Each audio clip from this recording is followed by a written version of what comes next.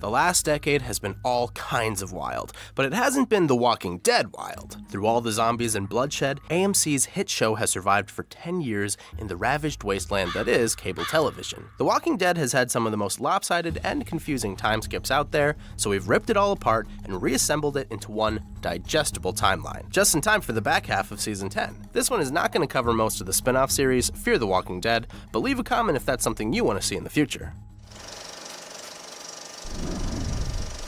Pre-outbreak. Back in World War II, Rick Grimes' grandfather was a soldier. Every day he'd go to war already believing himself to be a dead man. When the war reached its end, he allowed himself to come back to life. Growing up, Rick would ask his grandfather questions about this time overseas, and these conversations would later inform Rick's survival in the apocalypse. Merle and Daryl Dixon don't have such role models. They lose their mother in a house fire, leaving them alone with their abusive father. He's so neglectful that he doesn't even notice when Daryl disappears into the woods for 9 days. At last, Merle has had enough and moves out, leaving Daryl as the sole focus of their father's abuse. The two brothers rekindle their relationship later and lead a low life of delinquency and substance abuse. Over 150 years before the zombie apocalypse, the Green family bought a farm. It's been in the family for generations, and it's now run by Herschel Green. He's a bumbling alcoholic, but he quits drinking the day his daughter Maggie is born. His first wife Josephine passes away, so he remarries Annette, and they have a daughter together named Beth. Also, Annette has a son named Sean, but he, like so many Walking Dead characters,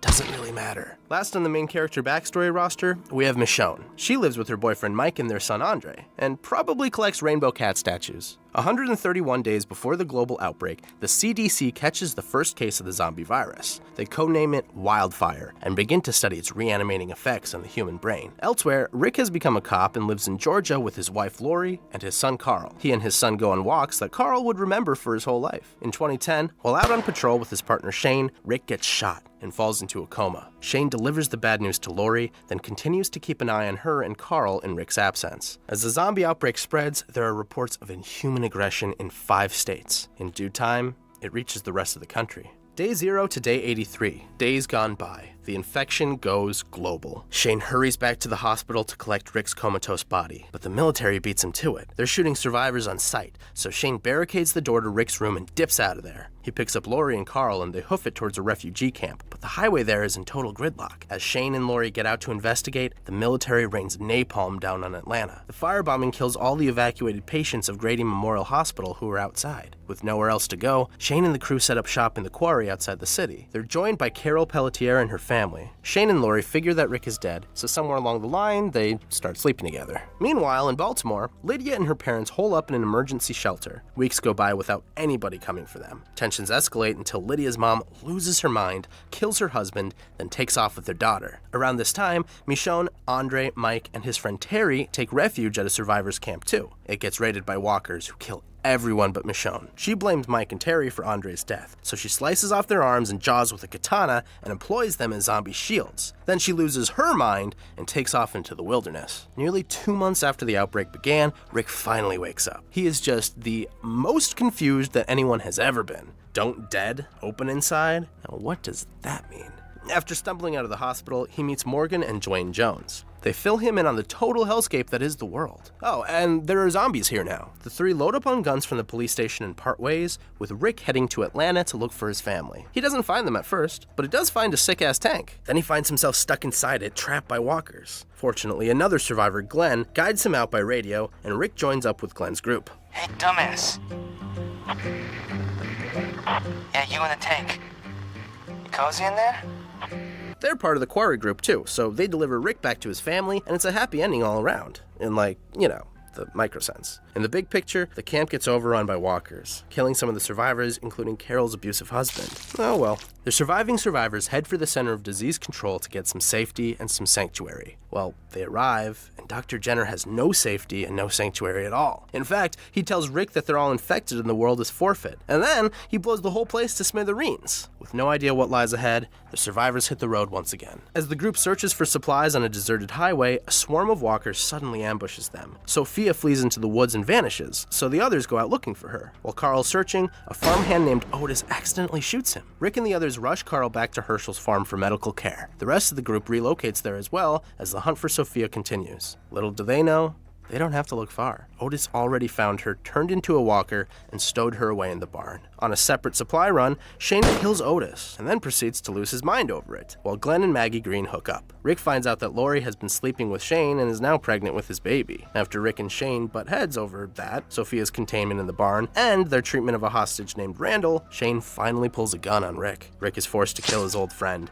Then Carl puts down Shane's reanimated corpse. The gunshot attracts a horde of walkers, which demolishes the Green family farm and sends our group astray. Bad timing, too. Winter is coming. Day 84 to day 321. Rise the Governor. After being separated from the pack, Andrea meets Michonne, who's still prowling the wild. The two of them stick it out for the season, while the rest of the survivors move from place to place. Between their dwindling supplies and Lori's pregnancy, they decide to re-inhabit an old prison. While clearing out the premises, Herschel gets bitten by a walker, and Rick amputates his leg. That's gonna put a damper on Spaghetti Tuesdays. They also meet this prisoner ensemble who don't really matter and all die within a few weeks. One of them does succeed in luring a swarm of walkers into the prison, resulting in the deaths of Lori and T-Dog. Maggie is able to perform a C-section on Lori, saving baby Judith, and before Lori zombifies, Carl shoots her. After learning of Lori's demise, Rick loses his mind for a while as he does some stuff and also some things. Simultaneously, Andrea and Michonne come upon a full town of survivors called Woodbury, run by a man known as the Governor. Merle has been there all this time, now sporting a bladed prosthetic arm and working as the governor's henchman. Michonne finds all that to be pretty suspicious, but Andrea isn't too worried. After all, the governor isn't overtly evil. I mean, maybe if he had an eye patch or something it would drive the point home, but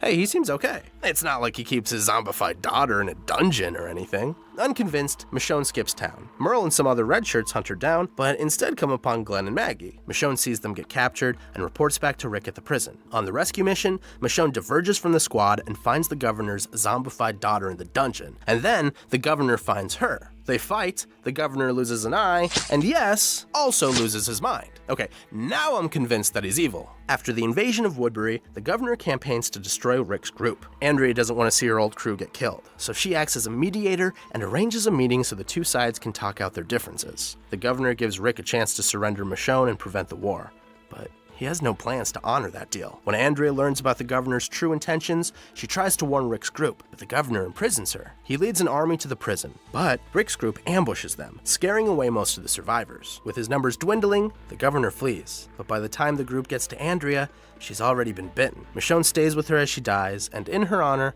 Rick absorbs the people of Woodbury into their community, including Tyrese and Sasha Williams. Day 321 to day 554.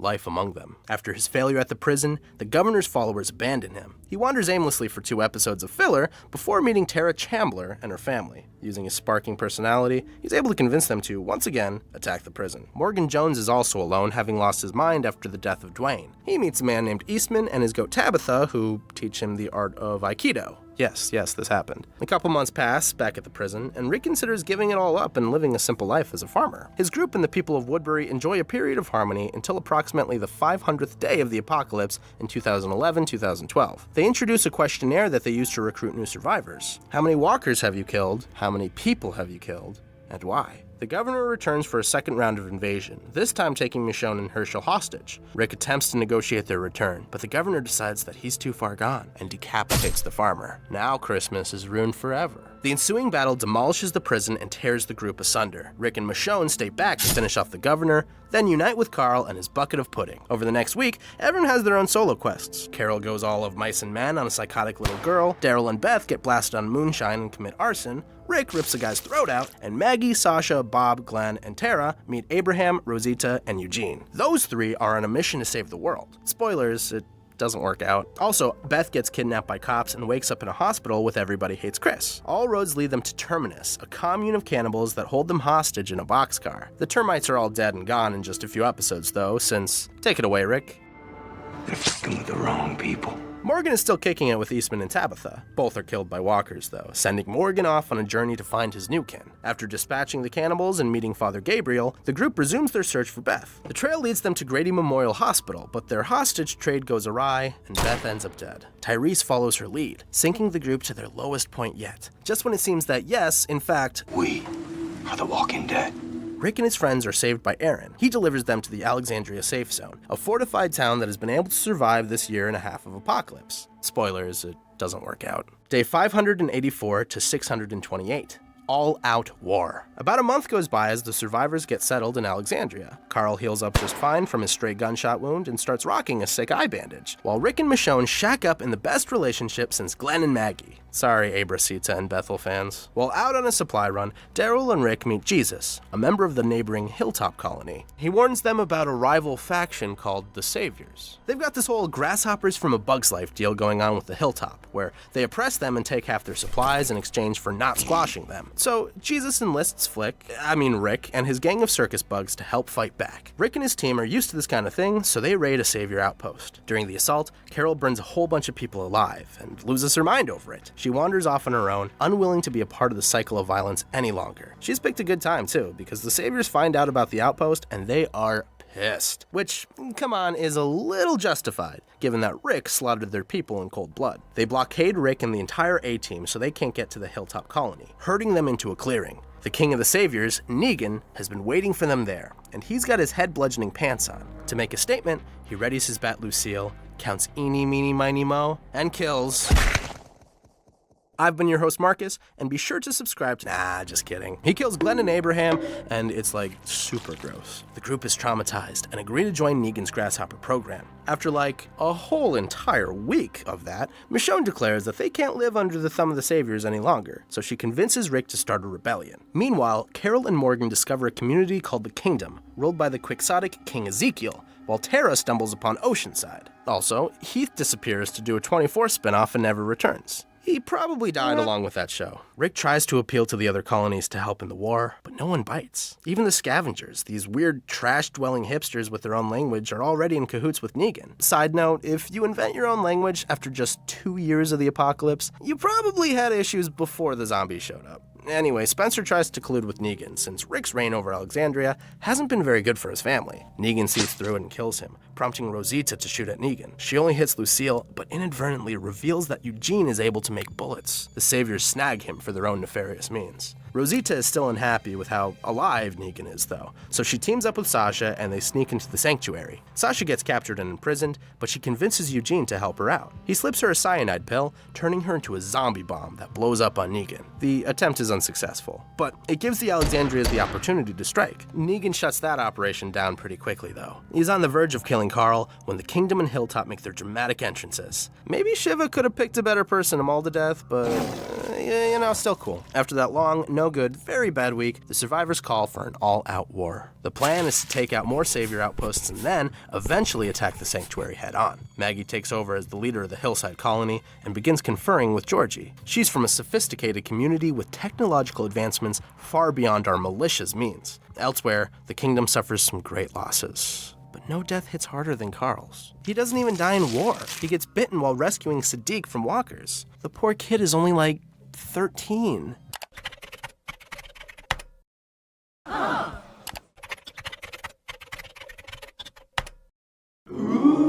Apparently. But Carl's legacy is that there's more to life than going to war again and again and again. That resonates with Rick as the militia and the Saviors enter their final battle. Eugene finally makes himself useful and sabotages the Saviors' bullets, crippling them. Then, Oceanside arrives to clear them out. Elsewhere, Rick and Negan fight mano-a-mano. Negan has him on the ropes, but Rick tricks him and slits his throat. Remembering Carl's last wishes, Rick spares Negan. All in all, the all-out war lasted about 7 days. Really, this whole Negan debacle happened over the course of a month, and they drew it out for 2 seasons.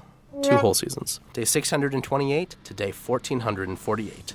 The bridge. About a year after the war, Lydia and her mother meet Beta in an abandoned hospital. They have a walker slaughtering meat cute, inspiring them to start the Whisperers. These stinky nomads wear flesh masks and live amongst the zombies in nature. Morgan takes this time to bug off into the wilderness, then ends up in Fear the Walking Dead and ruins it. Elsewhere, the remaining Saviors have joined the militia under Daryl's watch, but it isn't all peaches and cream between them. Negan is still alive, just hanging out in a cell. Folks like Maggie and Daryl are unhappy with Rick's choice to spare him, while the Saviors view it as a sign that the war is not over. Rick is oblivious to all that, though. He's just determined to live up to Carl's dream. He leads the construction of a bridge that will quicken the travel between the communities. No one really wants to make it, but they go along with the plan because, I don't know, do you want to say no to Rick? Remember that one time he ripped out that guy's throat with his teeth? But Maggie has a kid of her own now. little Herschel Ree, and she decides that enough is enough. She and Daryl distract Rick so that she can break into Negan's cell and give him the old Glenn treatment. But once she sees the sad, sorry state that Negan is in, she also chooses to spare him. Meanwhile, Rick stumbles upon a herd of walkers heading straight for the community. And oh god, they can use the bridge as a direct route there. What a horrible and unforeseen consequence of connectivity. To save his family, Rick blows the bridge while he's still on it.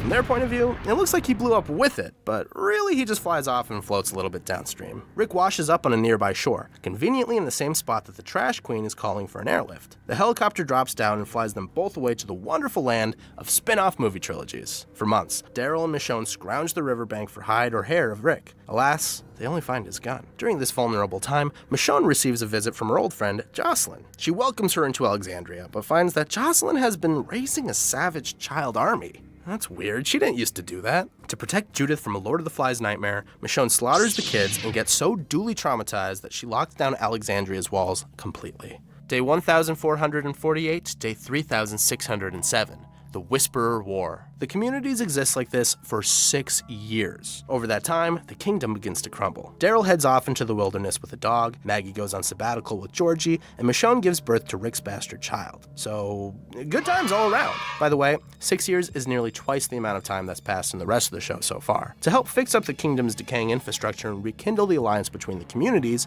Ezekiel begins to plan a fair. The only question is whether or not Michonne will let Alexandria participate. Well, Judith is all grown up now, and the little ass-kicker decides it's time to open Alexandria's doors again. She invites newbies Connie, Kelly, Magna, Yumiko, and Luke to stay in town, much to Michonne's chagrin. While she relocates them to the Hilltop Colony, recently re-civilized Daryl and his posse cross paths with the Whisperers. They kill Jesus, but the team takes a captive, Alpha's daughter, Lydia. In their custody, Lydia bonds with Henry and decides to, give regular life a chance. Alpha isn't pleased with that decision. She infiltrates the kingdom's fair and kidnaps Sadiq, Tara, Enid, Henry, and 7 random other people, and decapitates them before Sadiq's very eyes. He loses his mind so hard that he represses the fact that he was held down by one of her lackeys, a brand new face in the Whisperer clan. Alpha mounts the heads on pikes. Then she shows Daryl the massive nuclear bomb of a walker horde that the Whisperers have been building. Months go by, and eventually Alexandria welcomes a new survivor named Dante, who's totally normal and not even suspicious at all. He joins Sadiq in the infirmary.